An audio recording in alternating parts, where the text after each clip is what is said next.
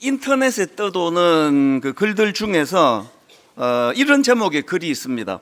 저는 광야대학 고생과에 다니고 있습니다.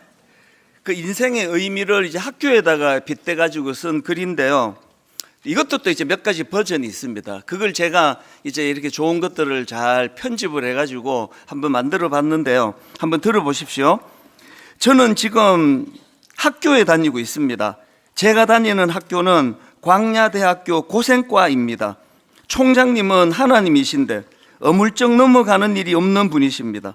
그래서 컨닝을 한다는 것도 불가능하고 시험을 볼 때도 누군가의 도움을 받을 수가 없습니다. 이 인생이라는 게 아무도 도와주지 못한다. 이걸 이제 이렇게 표현을 했더라고요. 학비가 비싸다고요? 네, 좀 비싼 편입니다. 인생을 모두 걸어야 할 정도니까요. 때로는 목숨까지도 저당 잡혀야 하니 결코 싸다고는 할 수 없습니다. 광야 학교는 처절합니다. 고독합니다.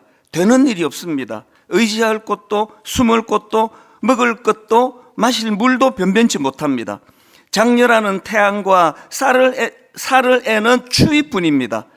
어찌된 일인지 사자를 피하여 도망가다 곰을 만나고 곰을 피해 집으로 돌아가다 쉬려 하는 순간에 뱀에게 물립니다. 이런 삶을 우리는 광야 학교라 부릅니다. 그리고 결론입니다. 광야 학교의 교관은 성령님이십니다. 교과 과목은 기다리는 훈련입니다. 포기하는 훈련입니다. 깨어지는 훈련입니다. 내려놓는 훈련입니다. 하나님만 바라보는 훈련입니다. 순종하는 훈련입니다. 위로부터 주시는 능력으로만 살아가는 훈련입니다. 성령님이 가라 하시면 가야 하고 서라 하시면 서야 합니다. 그러므로 우리는 광야 학교에서 참 성숙과 참 신앙을 소유하게 됩니다. 어떻게 보면은 뻔한 이야기다 이렇게 생각할 수도 있지만 제가 이 글에 고개가 끄덕이며 또 동의가 되는 것은 이 세상을 살다 보면은 반드시 거치는 일들이 이런 고통이고 아픔 아닙니까? 세상을 살다 보면은 집요하게 나를 괴롭히는 사람을 만날 때도 있고 피할 수가 없는 이런 아픔에 빠질 때도 있는데 피할 수 없다면 거기에 이게 그냥 아무 의미 없는 고생이 아니라 그게 내 인생을 유익하게 만들고 나를 성장시키는 도구로 내가 이것을 취하겠다. 이것이 제가 참 이 글을 읽으면서 그 동의가 되는 그런 부분입니다. 오늘 본문 말씀도 이런 각도로 좀 살펴보려고 하는데요. 지금 이스라엘 백성들은 400년 동안 그 끔찍한 애굽의 종살이를 하다가 이제 하나님 은혜로 홍해를 건너게 됐습니다. 모두가 기대했던 거 이거 아니겠습니까? 이제 홍해를 건너면 적과 꿀이 흐르는 가나안, 부족한 게 없는 가나안이 기다리고 있을 것이다. 그랬는데 웬걸요? 홍해를 건너니까 광야예요. 결핍, 그 상징이 광야 아닙니까? 그렇게 기쁨으로 홍해를 건너서 춤을 추며 하나님을 찬양했는 그 기쁨이 가시기도 전에 그들이 제일 먼저 광야에서 만났던 건 마라의 썬물이에요. 목이 가래서 죽을 것 같은데 썬물, 마실 수 없는 물밖에 없는 그 결핍, 이게 그들이 광야에서 제일 먼저 경험한 그런 고통스러운 상황이었거든요. 오늘 본문에서도 마찬가지입니다.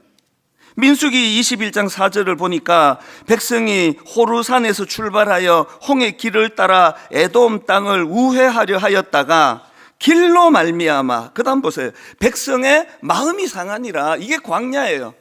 마음이 상하고 결핍 때문에 너무너무 불편하고 또 그런가 하면은 참 피하고 싶었던 이런 아픈 이런 것들을 직면하는 게 이게 광야거든요.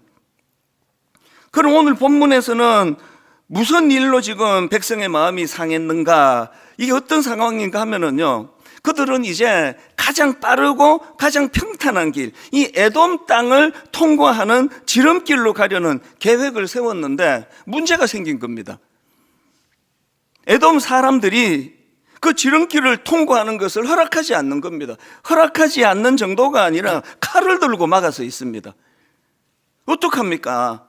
그 에돔 사람들의 방해 때문에 뻔히 이게 너무나 편하고 또 이게 지름길인데 그걸 놔두고 너무나 불편하고 험한 광야길을 돌아서 우회해서 가니까 속이 상하는 거죠. 마음이 상하는 거거든요. 여러분, 이게 나그네 인생길 아닙니까? 살다가 보면은 이 백성들이 만난 에돔 족속들과 같이 이유도 없어요. 그냥 괴롭히는 거죠. 아니, 그 길 좀 터주면은 뭐 그거 무슨 일이 일어나느냐고요. 그래서 참 이 사람을 안 만났더라면 내 인생이 유익했을 텐데, 그런 사람을 만나기도 하고 또 그런가 하면은 야, 이게 정말 이게 눈에 보이는데 이 길로 가면 되는데, 그 우회해서 돌아가는 그 고생의 길을 걸어가면서 마음이 아픈 게 그게 인생 아니겠습니까? 그래서 오늘 이 본문 말씀을 통해서 이게 인생길이라면 그 어떻게 해야 되는 건가? 먼저 우리가 알아야 될 게 있는데요. 이 본문을 보면은 이제 백성들의 마음이 상했다 그러는데, 가만히 이걸 묵상해 보면은 이게 그 두 가지 이유 때문이에요. 이게 표면적으로 겉으로 드러나는 그런 표면적인 이유가 있고요. 그런가 하면은 깊이 들여다보면 좀 더 근본적인 이 심층적인 그 이유가 있습니다. 표면적인 이유, 뭐 겉으로 보여지는 이유는 뭐 당연히 지금 그 에돔 사람들의 방해 때문이에요. 그러나 오늘 본문을 잘 들여다보고 묵상을 하면은 그 백성들의 마음이 상한 보다 근본적인 이유가 있다는 걸 알 수 있는데, 그게 뭐냐? 하나님을 향한 불신. 이 불신이 이게 보다 근본적인 문제라, 이렇게 말씀을 드릴 수가 있습니다. 무슨 근거로 이런 말을 하느냐고요? 지금 그들을 괴롭히는 사람들은 에돔 사람들인데, 지금 이스라엘 백성들이 어떤 소리를 하는지 한번 들어보세요. 5절입니다. 본문 5절. 백성이 하나님과 모세를 향하여 원망하되 어찌하여 우리를 애굽에서 인도해 내어 이 광야에서 죽게 하는가? 이곳에는 먹을 것도 없고 물도 없도다. 그 다음 보세요. 우리 마음이 이 하찮은 음식을 싫어하노라 하며, 아니 지금 자기들을 괴롭히는 에돔 사람들을 원망하지 않고 아무 죄도 없는 지도자 모세를 원망하고 또 하나님을 지금 원망하는데요. 아니 지금 하나님이 그들을 광야로 인도하신 건 그들을 죽이려고 하신 겁니까? 이 불신이거든요. 이 참 희한한 게요, 5절 끝부분을 보니까 우리 마음이 이 하찮은 음식을 싫어하노라. 아니 지금 길 둘러가서 불편한 거하고 하나님이 주신 만나라는 음식하고 무슨 상관이 있냐고요. 아니 지금 에돔 사람이 막아가지고 자기들이 원하는 길로 못 가는 그거하고 하나님이 주신 음식하고 무슨 상관이 있어가지고 우리 마음이 이 하찮은 음식을 싫어하노라. 그러니까 근본적으로는 이 하나님이 인도하심에 대한 불신이에요. 불신. 이 불신이 그들을 그렇게 마음을 힘들게 만들었다. 또 그런가 하면 또 하나 살펴볼 게 있습니다. 이 하나님의 인도하심에 대한 불신이 있는 사람에게는요, 두 가지 증상이 나타나요. 한번 점검해 보세요. 하나님 인도하심을 불신하는 사람들에 나타나는 두 가지 중에 첫 번째가요, 현실을 과장하는 태도가 나타납니다. 5절을 다시 보십시오.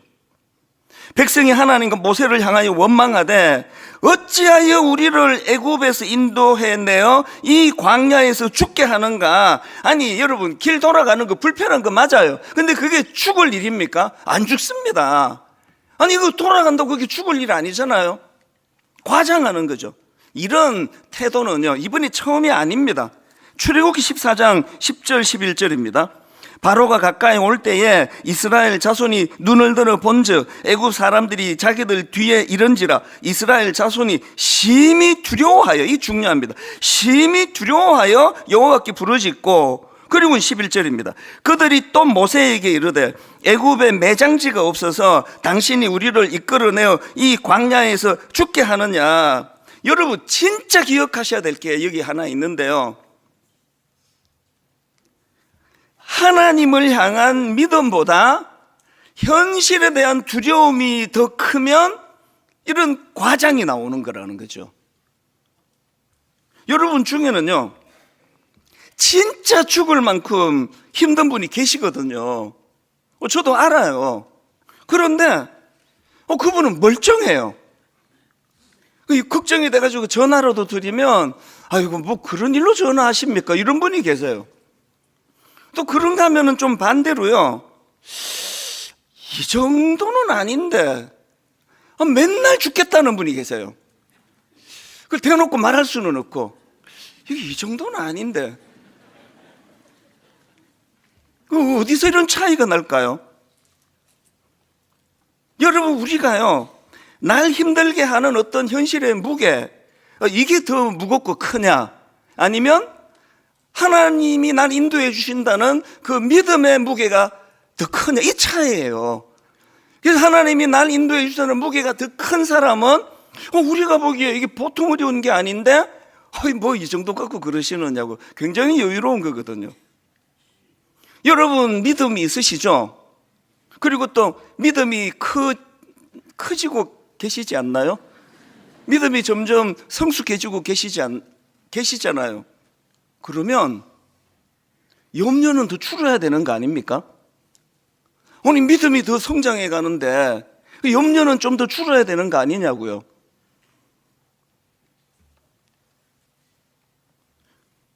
이 불안과 염려가 줄어들고 있나?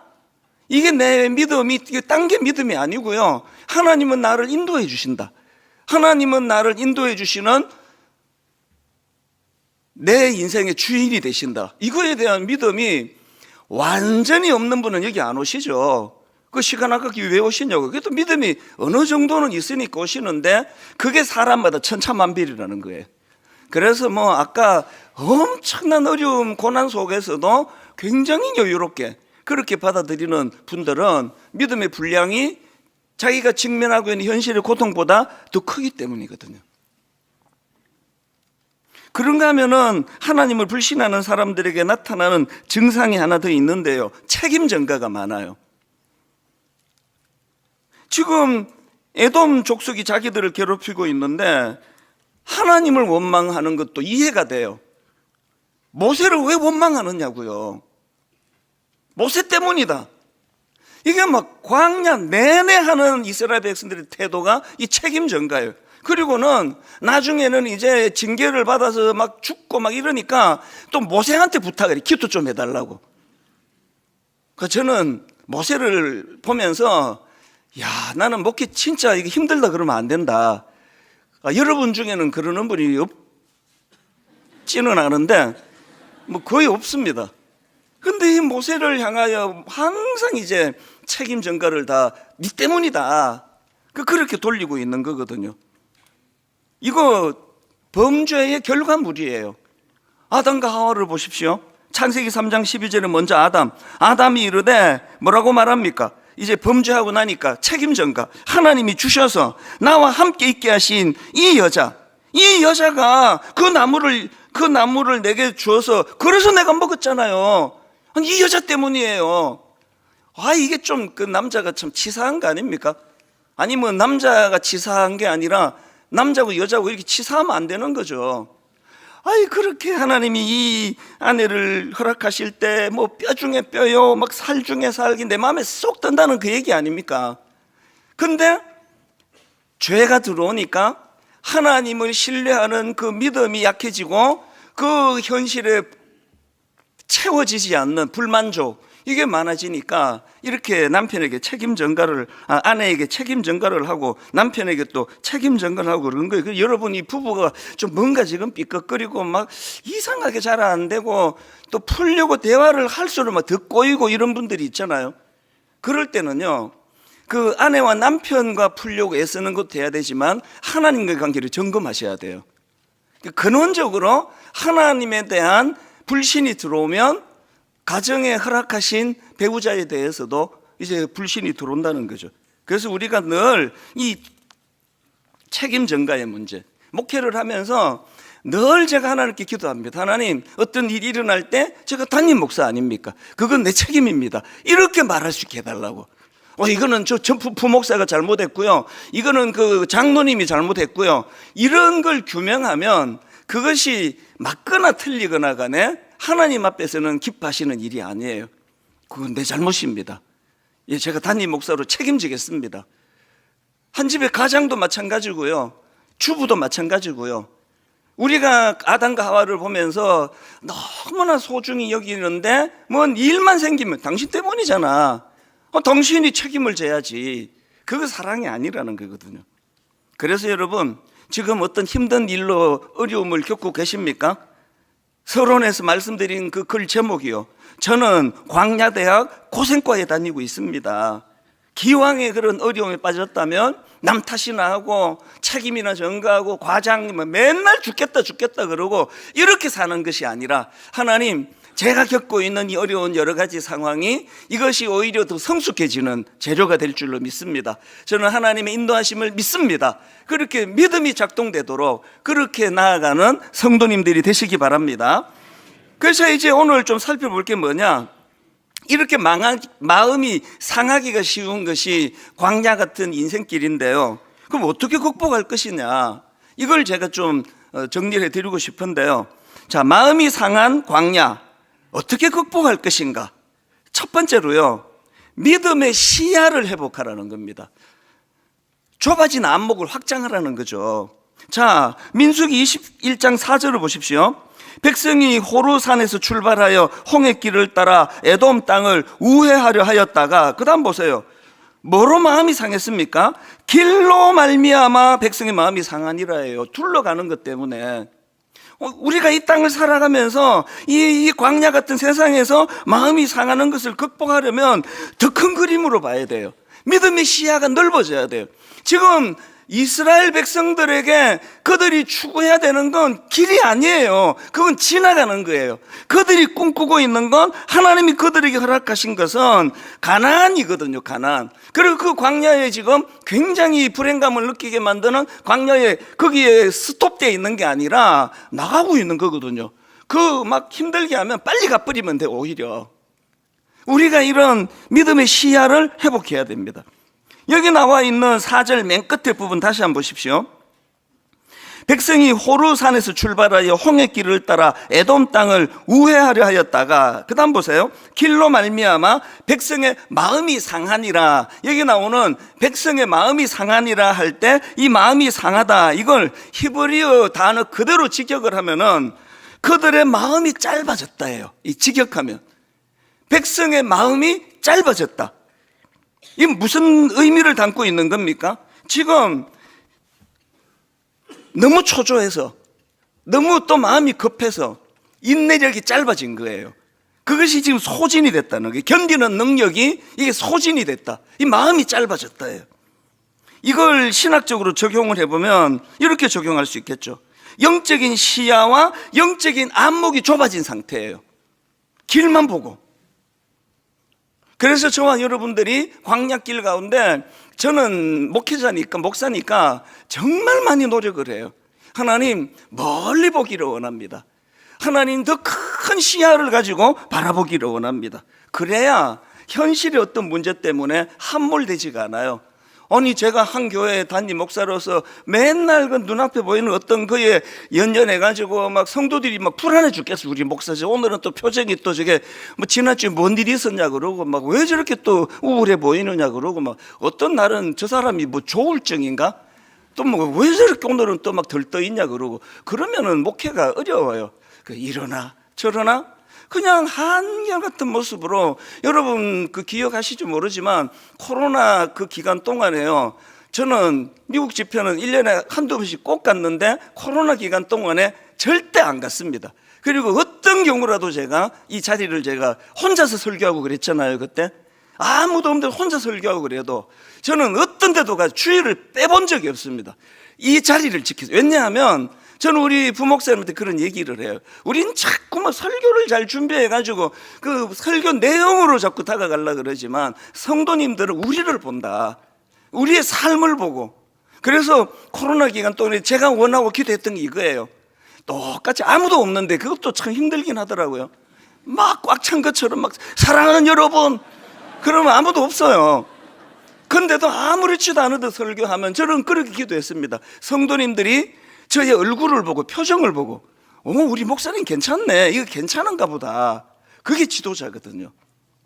여러분, 한 가정의 어머니가, 아버지가 이런 큰 그림을 가리고 멀리 내다보면서 그렇게 한 걸음 한 걸음 그렇게 움직여지면 그것만큼 자녀 교육이 효과가 있는 게 없습니다. 하나님께서 아브라함을 큰 인물로 세워 가시는 과정에서 그분이 교육을 보세요. 창세기 13장 14절, 롯이 아브라함을 떠난 후에 여호와께서 아브라함에게 이르시되 너는 뭐하라 그럽니까? 눈을 들어라. 너는 눈을 들어 너 있는 곳에서 북쪽과 남쪽 그리고 동쪽과 서쪽을 바라봐라. 여러분, 제가 바라봄의 법칙을 가지고 설교 지금도 계속하고 있습니다. 바라봄의 법칙이에요. 좁아가지고 현실만 보고 돌아가는 길만 보고 맨날 우울하고, 그때 하나님 말씀하세요. 고개 좀 들어라. 눈을 들어라. 동서남북을 바라봐라. 과정은 힘들지 몰라도 너희들의 목표는 여기 머무는 것이 아니라고. 이게 광야 생활 가운데 얼마나 중요한지 모릅니다. 우리 교회가 작년부터 이제 청년 교구 살리기, 청년들을 살려야 된다. 그래서 교역자를 2배 이상 우리가 더 이제 청빙을 하고 부서를 늘리고, 그래서 많은 청년들이 이제 적응을 하고 기뻐하고 좋아하지만 뭐를 이렇게 변화시키면 또 어려운 일이 생기잖아요. 그래서 사실 1년 내내 청년들에게 항의를 받고 만나자 그러면 또 막 1시간씩 제가 막 야단도 맞고 막 그런 시간을 지금도 하고 있습니다. 지금은 많이 이제 그게 잦아들었지만.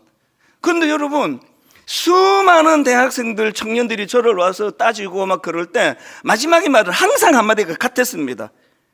걱정하지 마라. 아니, 청년부 반드시 잘 된다. 왠지 아니, 내가 잘 될 때까지 할 거니까. 그런 머리법 불고 다 가요. 이게 저 과정이구나.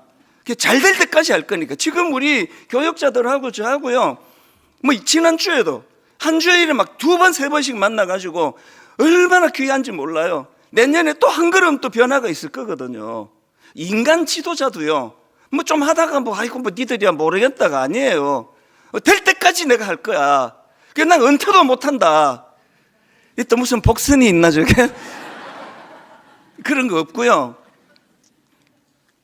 인간 지도자도 무책임하게 그러질 않아요. 우리 청년부 반드시 부수부수마다 내년을 또 너무 지금 기대를 하고 있거든요. 하물며 하나님께서 여러분 더 큰 눈을 가지고 시야를 가지고 저와 여러분 모두가 다 하나님을 신뢰하고 믿음의 시야를 확보하고 좁아진 안목을 하나님 은혜를 구하며 터져갈 때 우리가 갖고 있는 현실의 어떤 문제 근심보다도 하나님의 인도하심, 일하심이 더 큰 줄로 믿으시게 되기를 바랍니다. 2번째로요, 이 마음이 상한 광야 어떻게 극복해야 됩니까? 감사했던 순간을 떠올려 보자는 거거든요. 이 망각된 은혜, 이게 무슨 말인가 하면은, 자, 5절을 다시 한번 보세요. 백성이 하나님과 모세를 향하여 원망하되 어찌하여 우리를 애굽에서 인도해 내어 이 광야에서 죽게 하는가? 이곳에는 먹을 것도 없고 물도 없도다. 우리 마음이 이 하찮은 음식을 싫어하노라. 지금 여러분, 이 백성들이 안목이 좁아져 가지고 그저 현실만 보니까 과거에 그렇게 기뻐하고 감사하고 감격이 다 잊어버렸어요. 여러분, 지금 그들이 광야 생활 가운데 얼마나 은혜와 감격의 순간이 그들이 많았냐고요. 극심한 목마름의 직면에 있을 때, 출애굽기 17장 6절입니다. 하나님 말씀입니다. 내가 호렙산에 있는 그 반석 위 거기에서 내 앞에 서리니 너는 그 반석을 치라. 그것에서 물이 나오리니 백성이 마시리라. 요즘으로 말하면 천연 안반수. 반석에서 물을 허락해 주셨을 때 그 수많은 백성들이 탄성을 지르며 감격했을 거 아니냐고요. 그 감격 다 어디 가버렸습니까? 나는 이 광야에서 목마름밖에 없다, 이렇게 말하고 있는 그들 아닙니까? 만나도 마찬가지예요. 만나를 주실 때 한번 보세요. 출애굽기 16장 3절, 이스라엘 자손이 그들에게 이르되 우리가 애굽 땅에서 고기 가마 곁에 앉아 있던 때와 떡을 배불리 먹던 때에 여호와의 손에 죽었더라면 좋았을 것을 너희가 이 광야로 우리를 인도해 내어 이 온 회중이 줄여 죽게 하는도다. 그 다음 4절입니다. 그때에, 이게 하나님이 일하심이에요. 그때에 여호와께서 모세에게 이르시되 보라, 내가 너희를 위하여 하늘에서 양식을 비같이 내리리니. 그렇게 만나를 내려주실 때 백성들이 얼마나 감격을 했나. 15절을 보십시오. 이스라엘 자손이 보고 그것이 무엇인지 알지 못하여 서로 이르되 이것이 무엇이냐. 여러분, 그 백성들이 소리친 이제 만나를 보고 이것이 무엇이냐, 이게 히브리어로 보면은요, 이게 질문이 아니, 이게 뭐지, 이게 그게 아니에요. 이게 감격이에요. 이게 감탄이란 말이에요. 아니, 이게 뭐지, 이게 지금. 그래서 여러분, 만나라는 이름 자체가요, 이것이 무엇이냐라는 뜻을 내포하고 있는 거 아십니까? 그 감격이 어디 가버렸냐고요. 그렇게 감탄하면서 기뻐하고 감사했던 그들이 만나를 어떻게 폄하합니까? 우리 마음이 이 하찮은 음식을 싫어하노라. 그게 권태예요, 권태. 계속 만나를 먹으면 권태가 와요. 우리 교회 초신자 처음에 한 달, 두 달 눈물을 흘리면서 예배를 드리고 있으면 그렇게 10년, 20년 예배를 드리는 분들은 맹숭맹숭하죠. 예배가 이 하찮은 예배로 바뀐 겁니까? 어떤 분은 그 예배에 눈물을 흘리는데 어떤 분은 시시해요. 은혜가 나도 한때 안 저래봤나? 여러분, 우리가요, 이 권태라는 거요, 그 참 이 권태가 이게 참 딜레마입니다. 6절을 한번 보세요.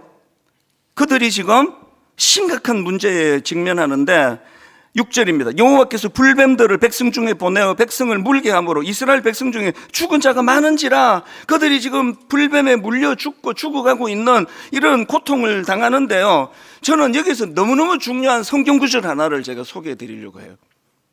신명기 8장 15절을 보십시오.